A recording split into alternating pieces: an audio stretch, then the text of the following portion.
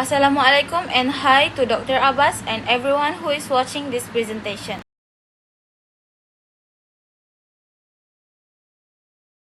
Today my groups will be presenting on our 3 chosen reading comprehension strategies, which is schemata, inference, and scaffoldings.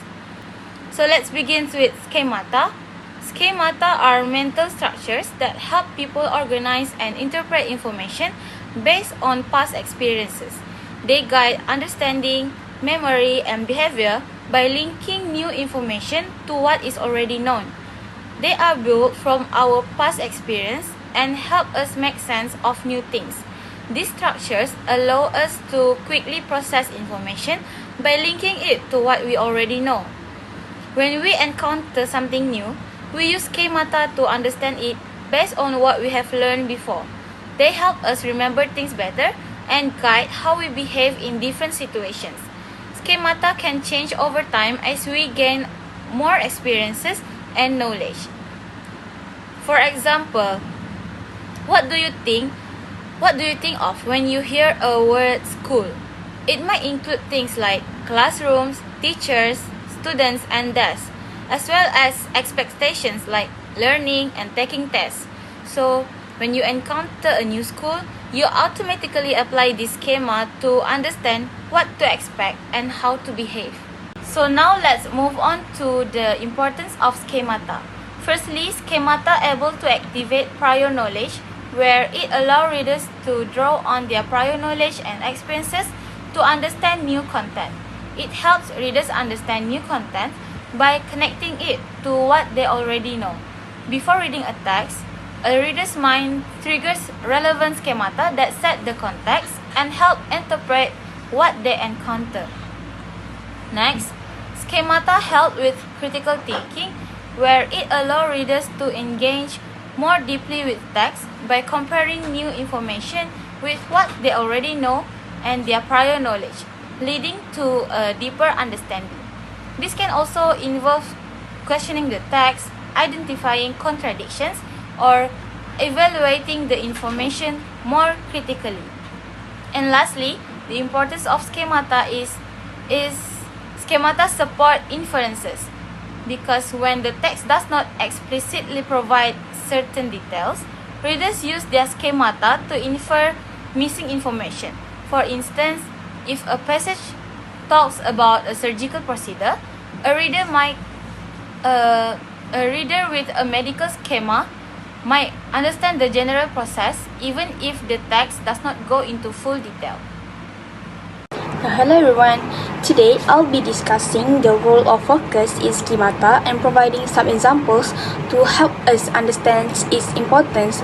So let's start with focus. Focus acts as a mental framework, allowing us to retrieve and connect our prior knowledge with new information. For example, when students learn about ecosystems, their prior knowledge about animals and plants helps them understand food chains better. This ability to focus ensures that learning is structured and efficient. Why is this important? By activating relevant knowledge, focus allows us to organize new concepts clearly and apply them effectively. This is why understanding focus in schemata is critical for effective learning. Now, let's look at some real examples of how schemata work in action. So in a classroom setting, for instance, students might use their knowledge of grammar rules to analyze and construct new sentence structures. Similarly, in everyday life, schemata come into play when someone plans a travel itinerary. Here, they rely on their understanding of local customs, transport systems, or even language to make informed decisions. So another example is in professional contexts such as marketing. Marketers often use cultural schemata to design advertisements that appeal to specific groups.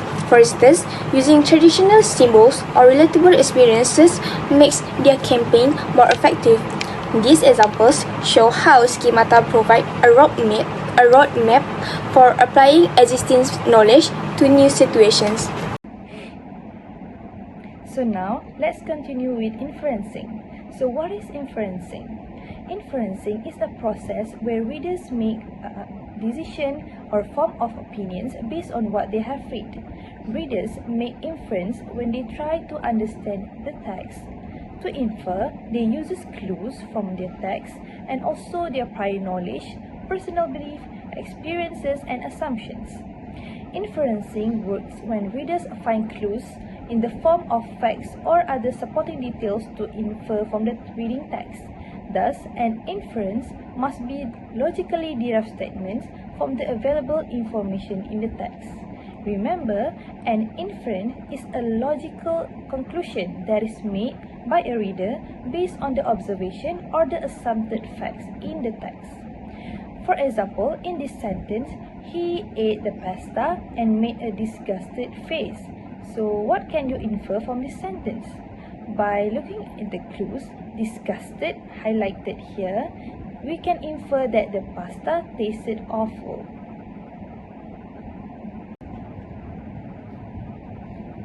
Now, let's move on to the importance of inferencing. First, inferencing can help to get and visualize the idea from the text. First, readers get to make assumptions and guess on what will happen in the text. Before reading the whole text, by inferencing, it can help readers to visualize the idea of what is the meaning of the text by focusing on the clues and the prior knowledge of what the text is all about. Next, it helps the readers get the idea without understanding the whole text. Next, inferencing can help in problem solving. First, it helps to connect the dots in narrative text. When the readers try to infer the text, they might connect the dots and solve the narrative of the text. It promotes readers to think and generate idea of what the text is all about and infer the dots. Next, it implies the critical thinking of readers to draw a conclusion of the text. It generates critical thinking and makes the readers think about what the conclusion can we draw from the text. Next, by using clues, assumptions, and also prior knowledge. Last but not least, inferencing can help in better understanding. First, it helps to connect our prior knowledge with the real meaning of the text, and it helps to combine those knowledge with real meaning of the text so that it resulted in deeper understanding and comprehension of the text, and the knowledge will stay longer in your mind. Now, we shall take a look at the applications of inferencing. Inferencing can be applied in various aspects of reading comprehension. In everyday reading, it helps us understand the tone or intent behind materials like news, emails, or social media posts by picking up on subtle hints, such as whether someone is joking or serious.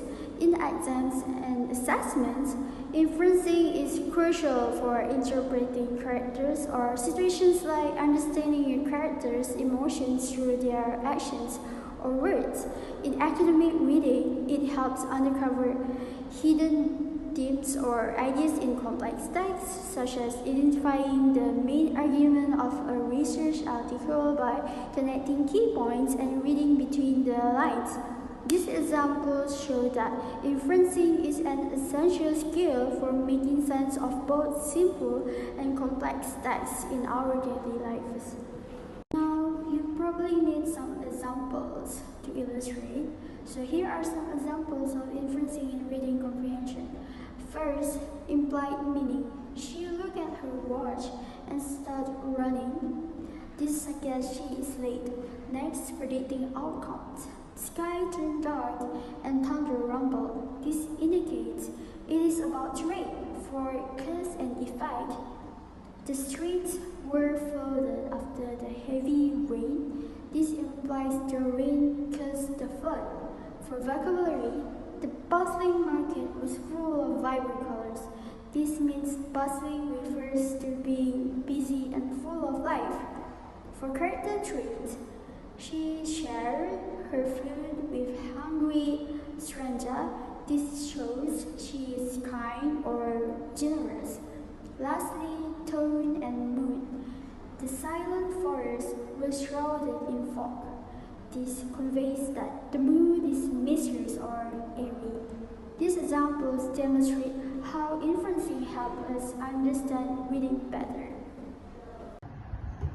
So now I'm going to talk about scaffolding. What is scaffolding? Scaffolding is a teaching technique providing temporary support to help students master skill or concept they can't achieve independently yet. So how does scaffolding apply to reading comprehension skills?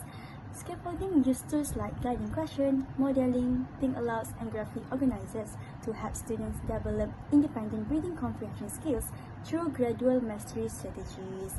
So now I'm going to explain to you what is the importance of scaffolding. The first one is to enhance understanding by breaking down complex text into manageable steps. The next one is to support diverse learners by helping students to adapt to different skills levels, ensuring no one is left behind. And lastly is to build critical thinking skills by encourage analysis, inference, and synthesis of ideas. Now, let's take a closer look at the key step of scaffolding in reading comprehension. The first step is pre-reading. At this stage, we prepare students for the text they are about to read.